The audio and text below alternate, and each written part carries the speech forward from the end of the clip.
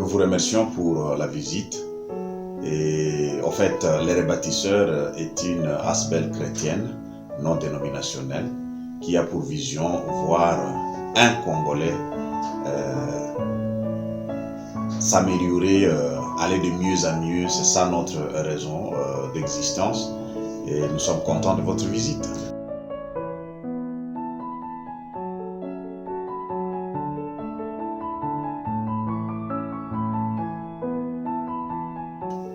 Oui, comme je venais de le dire, nous sommes une organisation non gouvernementale chrétienne qui ne dépend pas d'une quelconque dénomination, mais nous sommes chrétiens. Et là, nous recevons tout le monde. Et notre vision, comme je le disais, c'est de voir un Congolais prospérer à tous égards. Et notre mission est de causer la transformation holistique pour la reconstruction des vies, des rêves, des familles et des infrastructures détruites.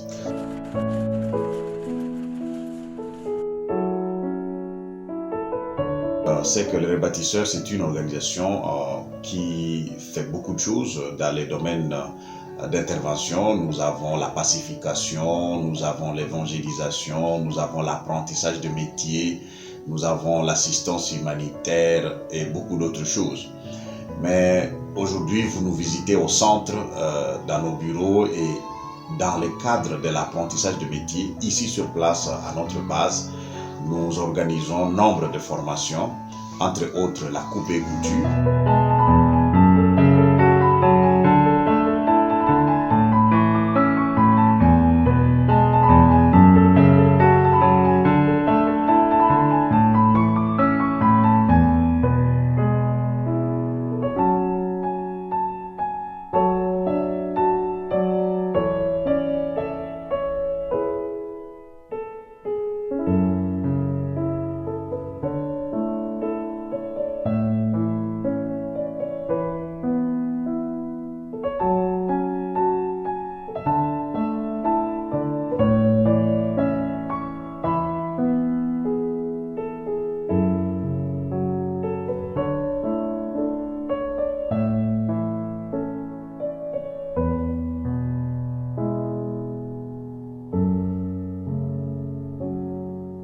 Nous avons l'auto-école ou la formation des chauffeurs.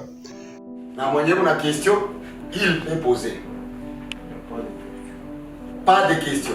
Maintenant, il faut savoir qu'entre le véhicule manuel et le véhicule automatique, il y a 3 différences. Il faut écouter ou qui tu as. Différence, c'est quoi? Dans le véhicule manuel, nous avons 3 pédales. Dans le véhicule automatique, nous avons 2 pédales.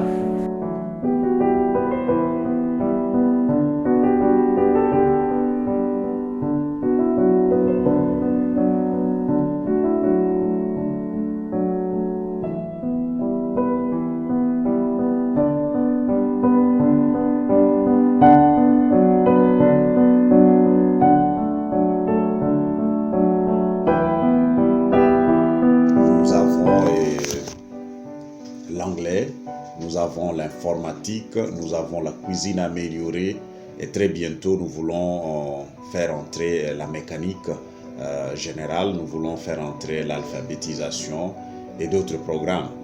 Pourquoi, quelqu'un poserait la question pourquoi nous faisons tout ceci? C'est simplement pour répondre aux besoins que nous avons. Aujourd'hui, il est vrai que beaucoup de gens ont étudié, mais aussi beaucoup trop n'ont pas étudié. Et même ceux qui ont étudié ont un problème du chômage. Alors nous avons trouvé que la solution au chômage, c'est simplement l'apprentissage de métiers pratiques. Et c'est pourquoi nous faisons ceci. Et nous avons la joie de vous annoncer déjà que le rebâtisseur a déjà produit plus de 240 chauffeurs. Nous avons déjà produit plus de 65 couturiers. Nous avons produit une vingtaine d'informaticiens.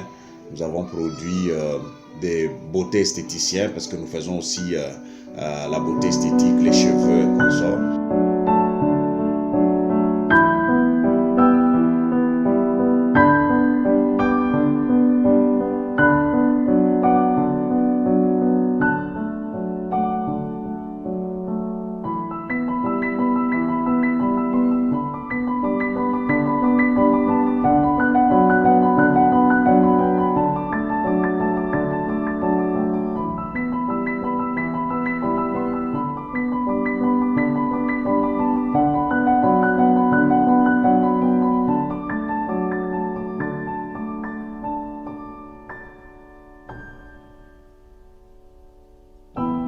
Nous œuvrons bientôt, je dirais, 1 année et demie, parce que nous avons commencé au mois d'août 2019. Ça, c'est officiellement, mais officieusement, nous avons existé depuis bien avant.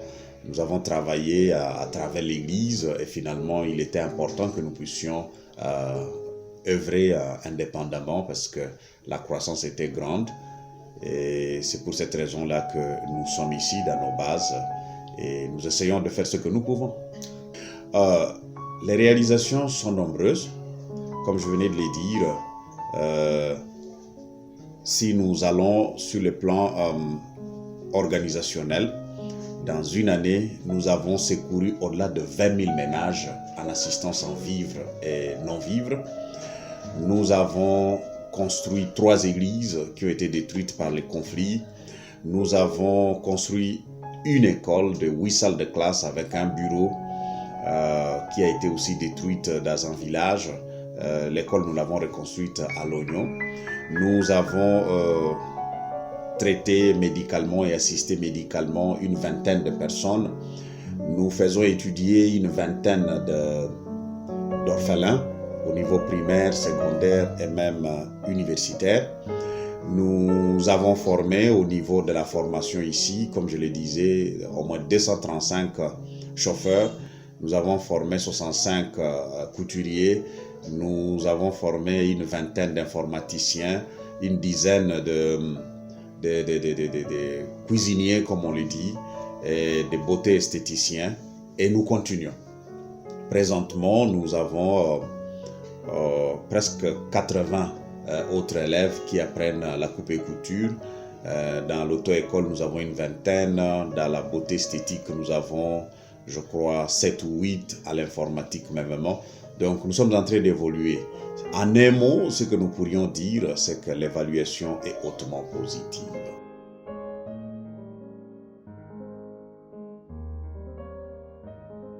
Nous avons des amis, nous avons des frères et sœurs qui nous encouragent dans la prière, dans les conseils, dans les orientations. Ça, ce sont des gens que nous pouvons appeler des partenaires. Financièrement, dans les termes que beaucoup de gens entendent, nous n'avons pas encore un partenaire financier direct.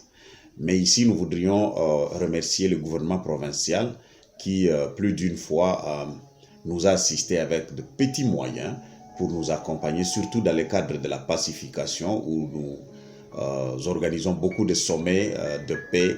Nous travaillons pour la réconciliation dans les communautés, les rapprochements des institutions, ainsi de suite. Donc, nous avons reçu un appui financier, petit qu'il soit, du gouvernement provincial.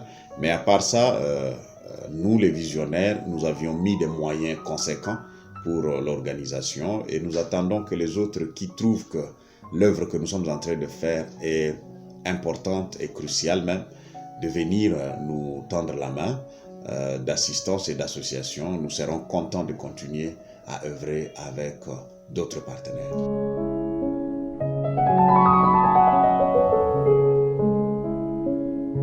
Oui, vous savez que le Covid, c'est un grand goulot d'étranglement, mais aussi l'insécurité, c'est vraiment une très grande perturbation. Mais au même moment, malgré ces situations, nous continuons à œuvrer. Donc, dans le cadre de pacification, par exemple, nous avons pu organiser des rencontres. Nous avons fait un grand sommet à Guéti, juste avant que le Covid ne soit si sérieux au mois de février. Et après ça, nous avons aussi participé dans l'organisation de la table ronde de paix à Komanda. Et à part ça, nous continuons avec des organisations, des grandes séances de prière, des conférences de pacification. Nous avons fait une grande conférence pour tous les serviteurs de Bunia juste au mois de décembre dernier, avant que nous puissions aller dans le deuxième reconfinement. Donc, on se bat. C'est dire que le Covid, c'est pas la fin du monde. D'ailleurs, moi, je le dis toujours que les gens doivent apprendre à vivre avec, tenant toujours compte des mesures barrières. J'ai mon masque à côté, le cache-nez, donc cela est important. Je crois que cela ne doit pas nous arrêter.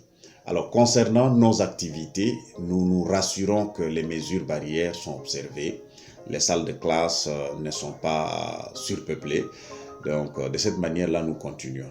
Mais pour ce qui concerne la paix, c'est là où j'aimerais prier et supplier nos frères qui ont les armes à main dans n'importe quel regroupement. S'il vous plaît, donnez-nous la chance pour la paix. Parce que la guerre, les gens se sont battus. Disons, le Codeco, par exemple, c'est depuis décembre 2017. C'est bientôt 3 ans et demi, 4 ans. Les guerres se sont faites, les gens sont morts, les autres sont mutilés, les autres sont blessés. Mais ça nous a amené où? Nulle part. Les Chinyakirima, maintenant, on dirait 2 ans depuis qu'ils sont actifs. Beaucoup de villages incendiés, beaucoup de gens morts, beaucoup de propriétés pillées. Ça ne nous amène nulle part. Je crois qu'il est temps que les gens puissent s'asseoir, parler. S'il y a des revendications, que ce soit amené à la table d'une manière démocratique et organisée, et que les gens arrivent à vivre la paix. Parce que sans la paix, même si demain les écoles vont reprendre, il sera difficile pour tous ces enfants déplacés de rentrer à l'école. En fait, ça fait très mal de voir que chaque mois ou chaque trimestre, qu'il y a un groupe armé qui naît. Et cela brise nos cœurs parce qu'on s'est dit, bon, est-ce qu'ils n'apprennent pas des autres qui vont vers la paix et eux, ils créent encore la zizanie et un peu plus de tuerie. Mais néanmoins, nous ne sommes pas découragés parce que nous savons que le message de paix, c'est un grand message et toutes les fois que nous l'amenons, il ne tombe pas dans les oreilles des sourds. Sûrement, une personne a compris, une autre est en train de comprendre et même les autres qui résistent encore finiront par comprendre que la paix, c'est la voie de sortie. La cohabitation pacifique, la réconciliation, c'est ça la voie de sortie. Mais à part ça, il sera difficile que les gens disent que non, ils vont se battre pour toujours. Non. Nous avons vraiment l'essentiel du nécessaire pour tout ce qui concerne nos formations. Et nous nous battons pour être un centre digne de ce nom. Et je ne crois pas, sans vouloir me jeter les fleurs moi-même, qu'il y ait un centre aussi organisé que les rebâtisseurs. C'est pourquoi nous profitons de l'occasion pour lancer un appel à quiconque veut apprendre, que ce soit l'anglais, l'informatique, le photofilmage, la gestion de projet, l'art culinaire, beauté esthétique, coupe et couture, conduite automobile, bientôt l'alphabétisation et même la mécanique et d'autres choses qui vont venir bientôt. De venir, parce que nous savons que notre centre, nous l'appelons Meilleur Futur, c'est le futur qui est meilleur chez les rebâtisseurs. Vous allez visiter et vous serez témoin oculaire de ce que je suis en train de dire.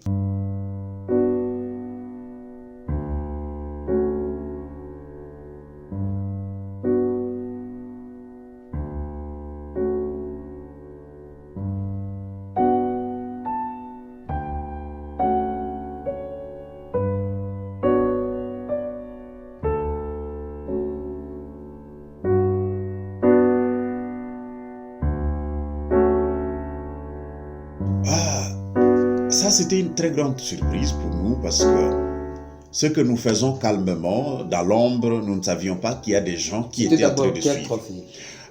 C'est le trophée, comme vous pouvez le voir, c'est le trophée prix spécial paix à Ituri. Prix spécial paix à Ituri. Ce trophée nous a été décerné par SOS Press, qui est une association de médias de l'Ituri. Et nous avons été flattés par ces trophées, ces diplômes de mérite qui a été accompagné par ces trophées. Et cela ne fait que nous encourager pour mieux faire parce que nous travaillons dans l'ombre, mais il y a des gens qui nous suivent dans l'ombre et qui ont trouvé que nous méritions ces trophées et ces diplômes de mérite pour nos efforts, surtout dans la pacification, dans l'édification de l'opinion par le message de paix. Alors nous leur disons merci et nous promettons nous battre encore davantage parce que nous savons que l'Ituri a besoin de la paix, le Congo a besoin de la paix et on a besoin des ambassadeurs de la paix. Nous avons décidé d'être parmi ces ambassadeurs-là de la paix.